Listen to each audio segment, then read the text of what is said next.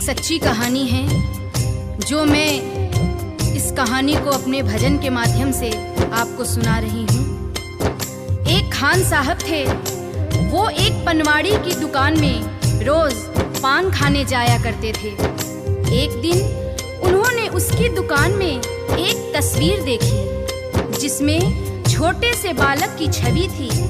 वो खान साहब उस बालक की तस्वीर देखकर पनवाड़ी से कहते हैं कि बालक तो बहुत ही सुंदर है। इसके सिर पर मोर मुकुट, कानों में कुंडल, तन पे पीतांबर और पाँव में पैजनियां कितने सुंदर लग रहे हैं। लेकिन बस एक ही कमी है कि ये जिस जमीन पर खड़ा है वो खुरदरी है और इसके पाँव में जूते भी नहीं हैं। ये खुरदरी जमीन इस नन्हे पाँव में चुभती होगी। ये बात सुनकर पनवाड़ी ने उससे कह दिया कि तो तुम ही ले आओ इसके जूते और उसे पहना दो। बात खान साहब को लग गई। दूसरे दिन ही वो उस बालक के नन्हे पाँव के लिए जूते बनवाकर पनवाड़ी के दुकान पर पहुंच गया और पनवाड़ी से कहा कि देखो, मैं इस बालक के लिए जूते ले आया हूँ, उसे बुला लो, मैं उसे पहना दूंगा। पनवाड़ी ने कहा, अरे ये बालक तो यहाँ नहीं रहता है, ये तो वृंदावन में रहता है, वृंदावन में। खान साहब कहते हैं, वृंदावन में? वो कहता है, हाँ, ये तो वृंदावन में रहते हैं। तो खान साहब कहते हैं, चलो वृंदावन में ही पहना देंगे, लेकिन जरा उसका नाम और पता तो बता दो। तो पनवाड़ी कहता है कि खान साहब, वृंदावन में जाकर किसी से भी पूछ लेना कि श्याम कहाँ रहता है, तो सभी बता देंगे। अब वो खान साहब वृंदावन पहुंच जाते हैं और हाथों में पादुका लेकर किस तरह से श्याम को ढूंढ रहे हैं। बताओ कहाँ मिलेगा श्याम, बताओ कहाँ मिलेगा श्याम, बताओ कहाँ मिलेगा श्याम, बताओ कहाँ मिलेगा श्याम। चरण पादुका लेकर सबसे, चरण पादुका लेकर सबसे पूछ रहे रस खान, बताओ कहाँ मिलेगा श्याम, बताओ कहाँ मिलेगा श्याम। वृंदावन में चूंकि श्याम के नाम से उस बालक को कोई जानता नहीं था और वो कई दिनों से उसे ढूंढते ढूंढते परेशान हो गए। आखिर एक सज्जन व्यक्ति जो उनको कई दिनों से देख रहा था और अपने पास बुलाकर पूछता है कि अरे भाई, तुम किस श्याम को ढूंढ रहे हो? उसका हुलिया मुझे भी तो बताओ ताकि मैं तुम्हारी कुछ मदद कर सकूं। तो खान साहब श्याम के रूप का वर्णन करते हैं, सुनिएगा।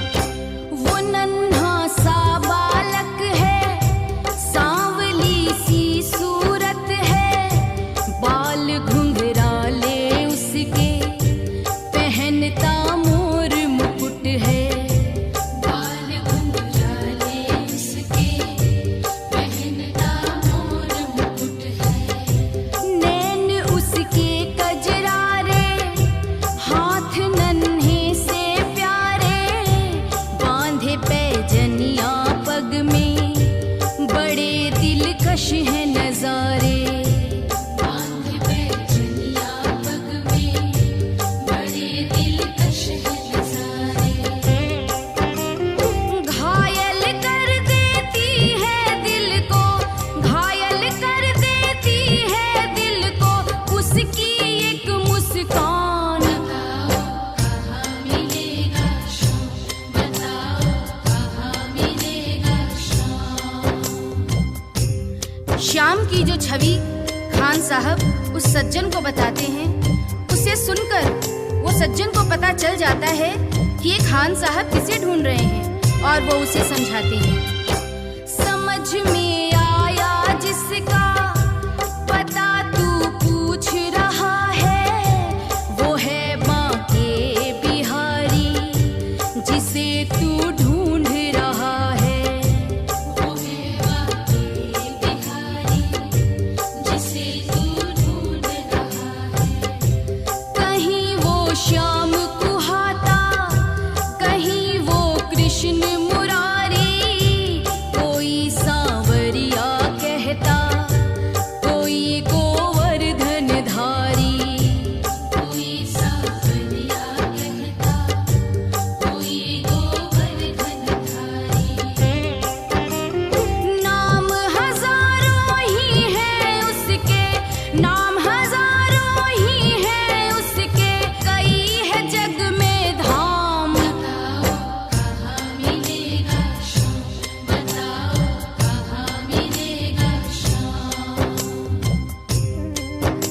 कृष्ण की बातें सुनकर और उससे पता जानकर वो सीधे बांके बिहारी के मंदिर में पहुंच जाते हैं और ज्यों ही मंदिर के अंदर प्रवेश द्वार पर जाने लगते हैं, वहीं खड़ा पुजारी उन्हें मंदिर के अंदर जाने से रोक देता है और कहता है कि तुम अन्य जाति के हो, इसलिए तुम अंदर प्रवेश नहीं कर सकते हो। तो खान साहब उस पुजारी से बहुत मिन्नतें करते हैं, लेकिन वह पुजारी उस खान साहब को आज्ञा नहीं देते हैं और खान साहब को मजबूरीवश क्या करना पड़ता है, सुनिएगा। मुझे ना रोको भाई, मेरी समझो मजबूरी, शाम से मिलने दे दो, बड़ा है काम जरूरी।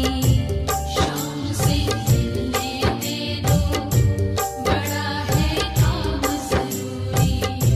सीढ़ियों पर मंदिर के डाल कर बैठा डेरा, कभी तो घर से बाहर शाम आएगा मेरा, कभी तो घर से बाहर शाम आएगा मेरा। इंतजार करते करते ही, इंतजार करते करते ही सुबह से हो गई शाम। बताओ कहाँ मिलेगा शाम, बताओ कहाँ मिलेगा शाम।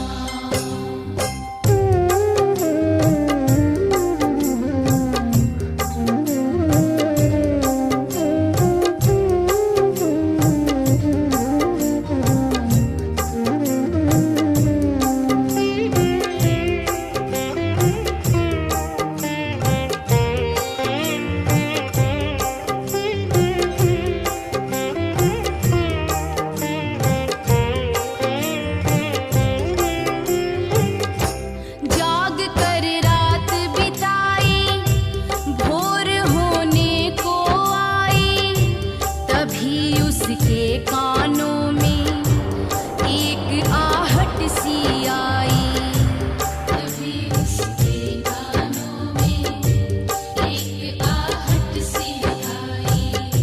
वो आगे पीछे देखे, वो देखे दाएं बाएं, वो चारों ओर ही देखे, नजर ना कोई आए। वो चारों ओर ही देखे, नजर ना कोई आए। झुकी नजर तो कदमों में, झुकी नजर तो कदमों में, बैठा था नन्हा श्याम। बताओ कहाँ मिलेगा शाम, बताओ कहाँ मिलेगा शाम। चूंकि भक्तों के लिए यहाँ महत्वपूर्ण संदेश है, इंसान जब तक अपने मद में खोया रहता है, जब तक इधर उधर देखता रहता है, भगवान उसे नजर नहीं आते हैं। जब तक उसका शीश नहीं झुकता है, उस पर भगवान की कृपा नहीं होती है। यहाँ पर जैसे ही खान साहब शीश झुकाकर नीचे की ओर देखते हैं, तो वह बालक नजर आ जाता है और खान साहब खुशी से फूले नहीं समाते हैं और कैसे उस बालक पर अपना प्रेम लुटाते हैं। खुशी से गदगद होकर गोद में उसे उठाया, लगा कर के सीने से बहुत ही प्यार लुटाया, लगा कर के सीने से बहुत ही प्यार लुटाया। पादुका पहनाने को पाँव जैसे ही उठाया, नजारा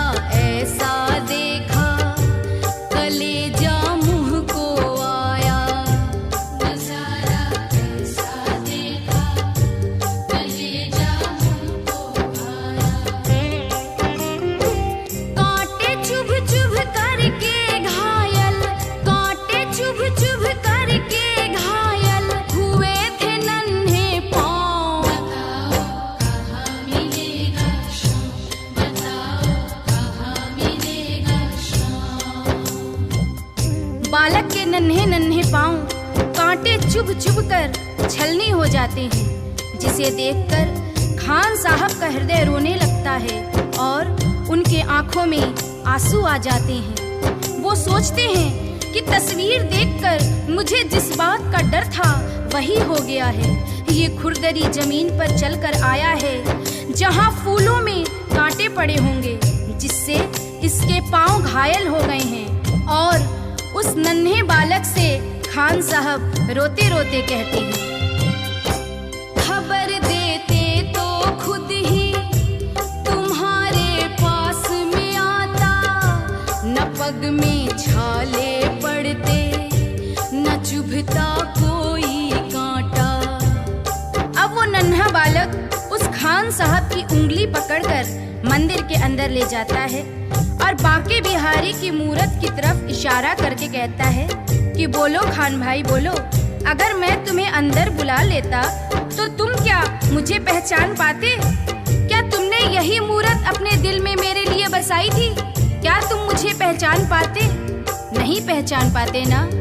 इसलिए ही छवि जैसी तू मेरी बसा के दिल में लाया, उसी ही रूप में तुझसे यहाँ मैं मिलने आया, उसी ही रूप में तुमसे यहाँ मैं मिलने आया। गोकुल से मैं पैदल आया, गोकुल से मैं पैदल आया, तेरे लिए ब्रजधाम। बताओ कहाँ मिलेगा श्याम, बताओ कहाँ मिलेगा श्याम। ये कटु सत्य है। गीता, रामायण, महाभारत कहीं भी पढ़ लीजिए।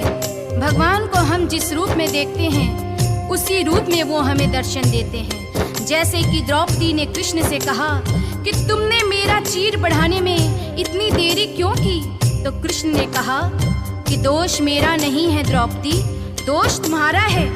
द्रौपदी, मैं तो तुम्हारे पास ही खड़ा था, तुमने पुकारा ही नहीं।